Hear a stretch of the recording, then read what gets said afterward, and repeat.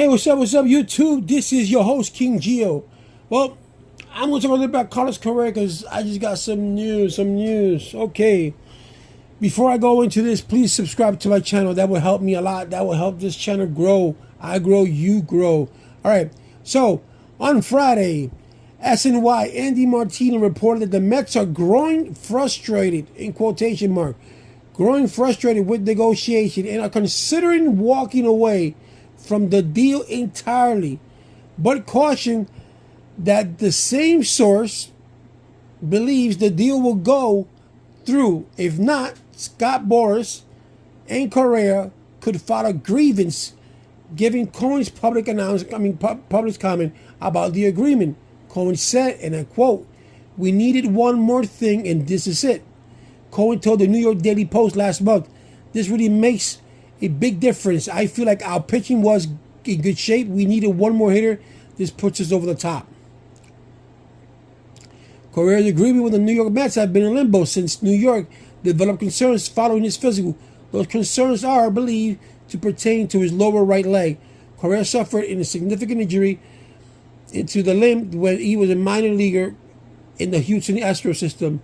He hasn't been placed on the injured list because of his right leg in the time since the Mets aren't alone in having some trepidation about the particular injury. Keep in mind, Carlos Correa reached a similar agreement with the San Francisco Giants earlier in the winter. The Giants also expressed worry about Correa's lower right leg, leading Boras to reopen negotiation with the Mets, who had already made a last-minute bid for him. The Athletic's Ken Rosenthal speculated on the podcast about how Correa's deal might be tweaked, saying the following: "According to a transcription provided by NBC Sports Area, the way to do it in a situation like this is to put something in the contract called an exclusion clause. And that basically says if a player spends X amount numbers of days on an injured list with a specific injury, the specific injury to that part of his leg, when you can void future, so you can void future years, or you can lower the guarantee.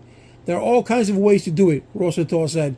Now, obviously, if you're Correa and Boras, you don't want this kind of language because it lowers the value of the contract and creates this uncertainty.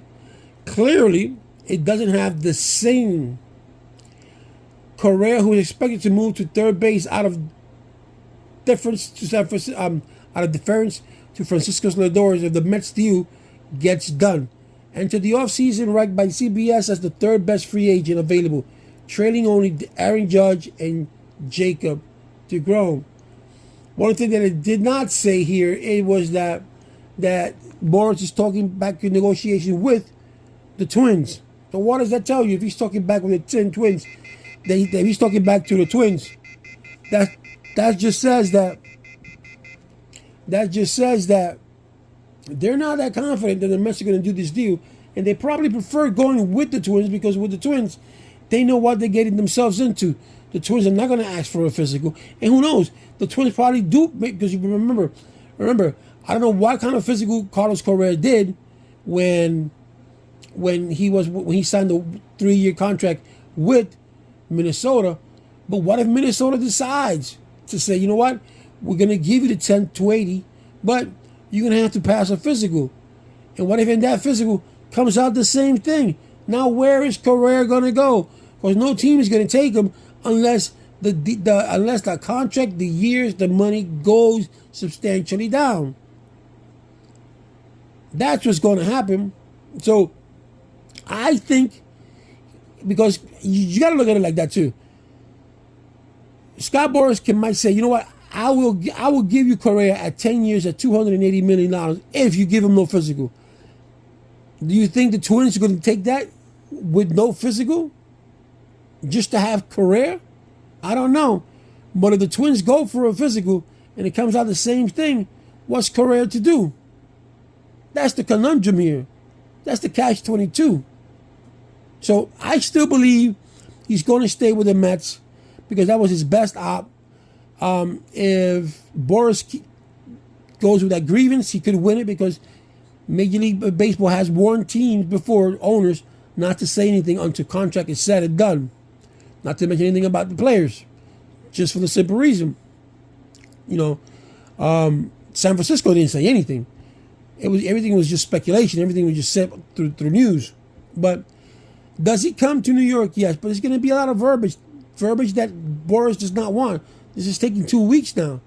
I know we had the vacations, but it's going to come to a halt. The only way that I see Minnesota saying yes to Carlos Delgado is that if they take no physical, because no team, if the Mets saw it and San Francisco saw it, Minnesota's going to see the same thing. I don't think they're going to turn their head and say, you know what, I don't care about that. They're going to have to care. At some point, they're going to have to care because that's their money. But the saga continues. So this is what it is for now. I'll get you guys more informed as time passes by.